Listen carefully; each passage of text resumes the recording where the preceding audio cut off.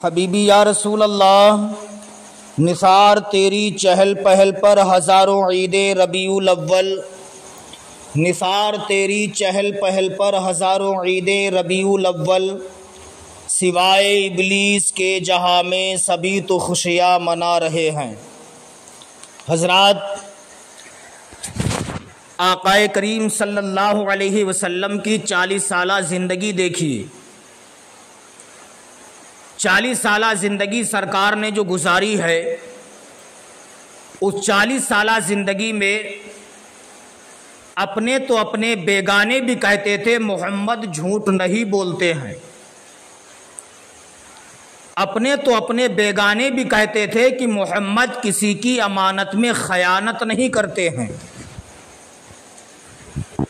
آقا کریم صلی اللہ علیہ وسلم نے 40 سال کے بعد نبوت و رسالت کا اعلان فرمایا۔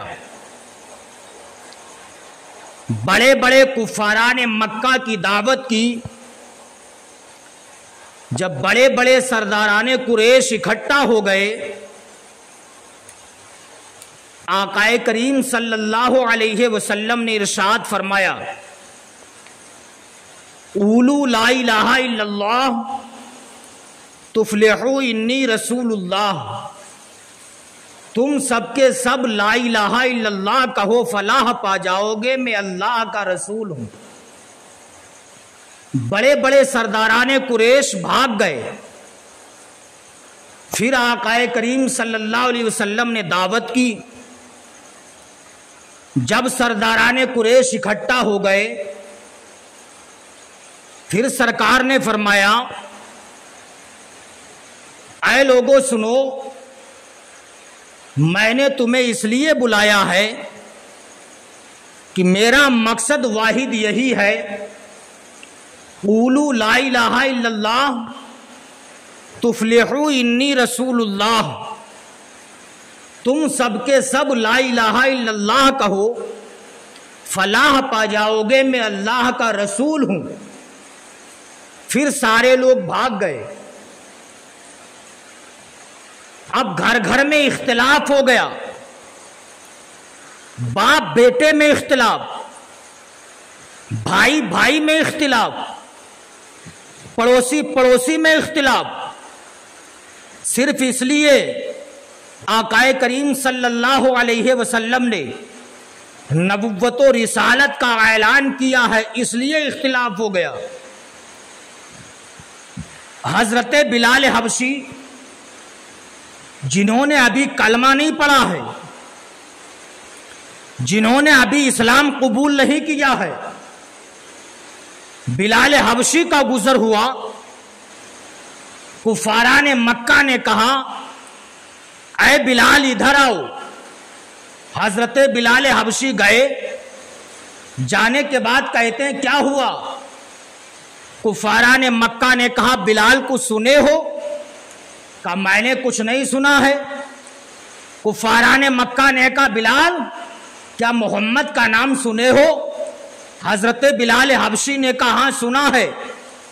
کہا محمد بن عبداللہ نے نبوت و رسالت کا اعلان کیا ہے، 40 سال خاموش رہے ہیں، 40 سال کے بعد نبوت و رسالت کا اعلان کیا ہے، کیا اس بات کو مانا جا سکتا ہے؟ کیا اس بات کو تسلیم کیا جا سکتا ہے؟ بلال حبشی نے کہا تھا، بات ماننے کے قابل تو نہیں ہے، البتہ اگر محمد نے کہا ہے تو وہ جھوٹ نہیں بول سکتے ہیں، اگر محمد نے کہا ہے وہ جھوٹ نہیں بول سکتے ہیں۔ کفاران مکہ نے کہا، بلال تم نے یہ کیسے کہہ دیا؟ حضرت بلال حبشی نے کہا تھا، اے کفاران مکہ یہ بتاؤ، کیا تم نے محمد کی 40 سالہ زندگی کو نہیں دیکھا ہے؟ کیا تم نے محمد کی 40 سالہ ہسٹری کو دیکھا نہیں ہے؟ کفاران مکہ نے کہا تھا، اے بلال تم کہنا کیا چاہتے ہو؟ حضرت بلال حبشی نے کہا تھا، اے کفاران مکہ یہ بتاؤ، کیا 40 سالہ زندگی میں محمد جھوٹ بولے ہیں؟ کیا 40 سالہ زندگی میں محمد نے کسی کی امانت میں خیانت کی ہے؟ اس وقت کفاران مکہ نے کہا تھا، بلال تم سچ کہتے ہو 40 سالہ زندگی میں محمد جھوٹ نہیں بولے ہیں، 40 سالہ زندگی میں محمد نے کسی کی امانت میں خیانت نہیں کی ہے، تب بلال حبشی نے کہا تھا اے کفاران مکہ سنو، جو 40 سالہ زندگی میں جھوٹ نہ بولا ہو، جو 40 سالہ زندگی میں کسی کی امانت میں خیانت نہ کیا ہو، اگر وہ 40 سال کے بعد نبوت و رسالت کا اعلان کر رہا ہے تو ہمیں مان لینا چاہیے وہ 40 سال کے بعد بھی جھوٹ نہیں بول سکتا ہے۔ سبحان اللہ۔ آقا کریم صلی اللہ علیہ وسلم کے بارے میں اپنے تو اپنے غیر بھی کہتے تھے محمد جھوٹ نہیں بولتے ہیں، محمد کی زبان پہ کبھی جھوٹ نہیں آ سکتا ہے۔ آقا کریم صلی اللہ علیہ وسلم نبوت و رسالت کا اعلان کرنے کے بعد آقا کریم صلی اللہ علیہ وسلم اپنے طریقے سے اسلام کی تبلیغ کر رہے ہیں، اسلام کی نشر و اشاعت کے لیے کوششیں کر رہے ہیں، صحابہ اپنے طریقے سے اسلام پھیلانے کے لیے کوششیں کر رہے ہیں۔ آقا کریم صلی اللہ علیہ وسلم اسلام کی تبلیغ کر رہے ہیں۔ ابو جہل سے رہا نہ گیا، اس نے سوچا جو اسلام کے بانی محمد ہے معاذ اللہ، دن با دن وہ اسلام پھیلا رہے ہیں، ان کو کسی طریقے سے قتل کروا دیا جائے۔ ابو جہل نے دیکھا کہ اسلام دن با دن ترقی کر رہا ہے، اسلام کے چاہنے والے دن با دن بڑھتے چلے جا رہے ہیں، تو ابو جہل نے حبیب یمنی کے پاس خبر بھیجی جو یمن میں رہتا تھا، اے حبیب یمنی تم یمن سے مکہ چلے آؤ، یہاں پر محمد بن عبداللہ ایک نیا دین لے کے آیا ہے جس نے بہت سے لوگوں کو اپنا گرویدہ بنا لیا ہے، لہذا تم خبر پا کر فوراً مکہ میں آ جاؤ۔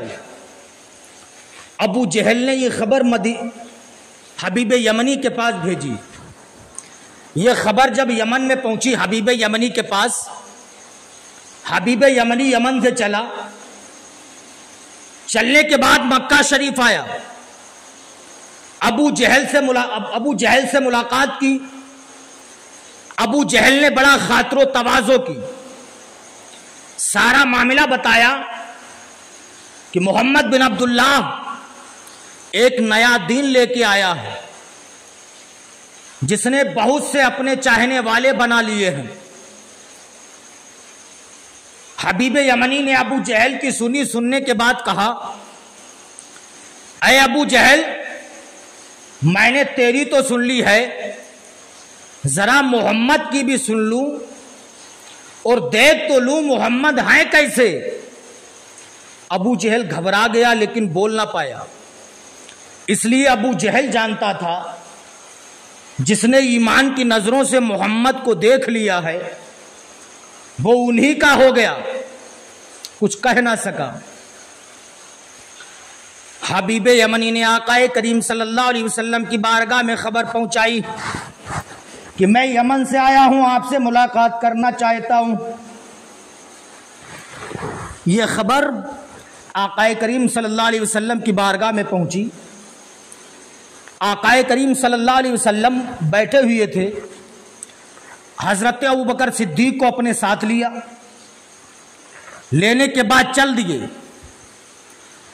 جب آقا کریم صلی اللہ علیہ وسلم محفل میں پہنچے، پوری محفل میں سناٹا چھا گیا، کسی میں اتنی جرت نہیں کہ میرے سرکار سے گفتگو کر سکے، کسی میں لب کشائی کی ہمت نہیں۔ آقا کریم صلی اللہ علیہ وسلم کچھ دیر بیٹھے، بیٹھنے کے بعد کہتے ہیں اے حبیب یمنی تو نے مجھے بلایا ہے؟ حبیب یمنی نے کہا ہاں میں نے بلایا۔ سرکار نے فرمایا کیوں؟ حبیب یمنی نے کہا اس لیے بلایا میں نے سنا ہے کہ آپ نے نبوت و رسالت کا اعلان کیا ہے، آپ نبی ہونے کا دعویٰ کر رہے ہیں۔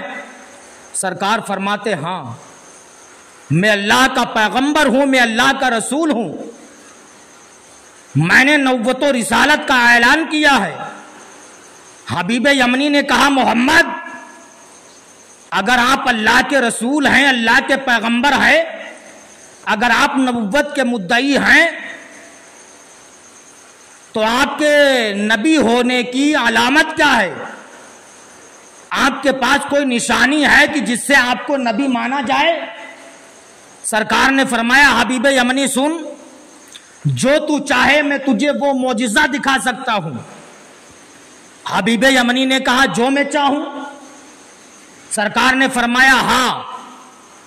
حبیب یمنی نے کہا میں نہیں بتاؤں گا، آپ خود بتائیے میں کیا چاہتا ہوں۔ سرکار نے فرمایا حبیب یمنی تو دو چیزیں چاہتا ہے؟ حبیب یمنی نے کہا ہاں۔ سرکار نے فرمایا بتا تو کیا چاہتا ہے؟ حبیب یمنی نے کہا اگر آپ اللہ کے پیغمبر ہیں، اللہ کے نبی ہیں، رات کا وقت ہے، چاند نکلا ہوا ہے، اگر آپ انگلی کے اشارے سے چاند کے دو ٹکڑے کر دیں تو میں مان جاؤں گا آپ اللہ کے پیغمبر ہیں، میں مان جاؤں گا آپ اللہ کے نبی ہیں۔ سرکار نے فرمایا اچھا۔ آقائے کریم صلی اللہ علیہ وسلم نے چاند کی طرف انگلی کا اشارہ کرنے سے پہلے پوچھا اے چاند یہ بتا کیا تو میری انگلی کے اشارے سے اپنا سینہ چاک کر دے گا؟ تو چاند نے کہا تھا یا رسول اللہ اگر زمین کا بلال آپ کے نام پر اپنا گلا کٹانے کے لیے تیار ہے تو یہ آسمان کا ہلال آپ کی انگلی کے اشارے پر اپنا سینہ چاک کرنے کے لیے بھی تیار ہے۔ سرکار نے انگلی کا اشارہ کیا، چاند دو ٹکڑے ہو جاتا ہے۔ نبی نے فرمایا اے حبیب یمنی دیکھ لے۔ حبیب یمنی نے دیکھ لیا اور سرکار نے پھر انگلی کا اشارہ کیا، چاند فوراً آپس میں جڑ جاتا ہے۔ اعلیٰ حضرت فرماتے ہیں سورج الٹے پاؤں پلٹے، چاند اشارے سے ہو چاک، اندھے نزدی دیکھ لے قدرت رسول اللہ کی۔ اب سرکار نے فرمایا حبیب یمنی بولا اور کیا چاہتا ہے؟ حبیب یمنی نے کہا میں نہیں بتاؤں گا، آپ خود بتا دیجئے میں کیا چاہتا ہوں۔ سرکار نے فرمایا حبیب یمنی سن، تو دوسری چیز یہ چاہتا ہے کہ تیری ایک لڑکی ہے جو آنکھوں سے اندھی ہے، بہری ہے، گونگی ہے، لنگڑی ہے، جو بول نہیں سکتی، سن نہیں سکتی، چل نہیں سکتی، ہاتھوں سے کام و کاج نہیں کر سکتی ہے، وہ تجھ پر بوجھ بنی ہوئی ہے، تو چاہتا کسی طریقے سے تیری لڑکی کو شفا مل جائے۔ سرکار نے اتنا کہا، حبیب یمنی نے کہا بے شک میں یہی چاہتا ہوں۔ سرکار نے فرمایا حبیب یمنی سن، جا میں نے مکہ میں بیٹھ کر کے تیری لڑکی جو یمن میں ہے اسے یہاں سے میں نے شفا پہنچا دی ہے، سبحان اللہ، اسے میں نے یہاں بیٹھ کر کے ٹھیک کر دیا ہے۔ اتنا کہا، حبیب یمنی نے کہا اے ابو جہل سن لے، ابو لہب سن لے، مکہ کے در و دیوار گواہ ہو جاؤ، میں صدق دل سے پڑھتا ہوں لا الہ الا اللہ محمد الرسول اللہ۔ حبیب یمنی نے کلمہ پڑھا، پڑھنے کے بعد سرکار کے دست مبارک کو بوسہ دیا، دینے کے بعد اپنے ملک کی طرف چل دیا۔ حبیب یمنی اپنے گھر پہنچتا ہے، رات کا وقت ہے، دروازہ بند ہے۔ حبیب یمنی نے آواز دی دروازہ کھولو۔ وہی لڑکی جو پہلے بول نہیں سکتی تھی، سن نہیں سکتی تھی، دیکھ نہیں سکتی تھی، وہی لڑکی اٹھ کے آتی، دروازہ کھولتی ہے، اپنے باپ کو دیکھ کر کے کلمہ پڑھتی ہے لا الہ الا اللہ محمد الرسول اللہ۔ لڑکی نے باپ کو دیکھ کے کلمہ پڑھ لیا۔ حبیب یمنی نے کہا بیٹی تو سن نہیں سکتی تھی، بیٹی تو بول نہیں سکتی تھی، چل نہیں سکتی تھی، لیکن یہ بتا تیری بیماریاں دور کیسے ہو گئی؟ تو لڑکی نے کہا تھا بابا جان بات یہ ہے، ایک رات میں سو رہی تھی مگر قسمت کا ستارہ بیدار تھا، میں نے دیکھا چاند سے زیادہ حسین و جمیل چہرے والے آئے ہیں، انہوں نے مجھ سے کہا بیٹی میں تیرے باپ کو مکہ میں کلمہ پڑھا رہا ہوں، تجھے یہاں کلمہ پڑھانے آ گیا ہوں۔ اے بابا جان میں نے جی ہی کلمہ پڑھا تھا، میرے جسم سے ساری بیماریاں دور ہو گئی تھی۔ یہ شان ہے میرے سرکار صلی اللہ علیہ وسلم کی، مکہ شریف میں بیٹھ کر کے حبیب یمنی کی لڑکی جو یمن میں تھی یہاں بیٹھ کر کے اس کو شفا پہنچا دی ہے، سبحان اللہ۔ یہ شان ہے آقا کریم صلی اللہ علیہ وسلم کی۔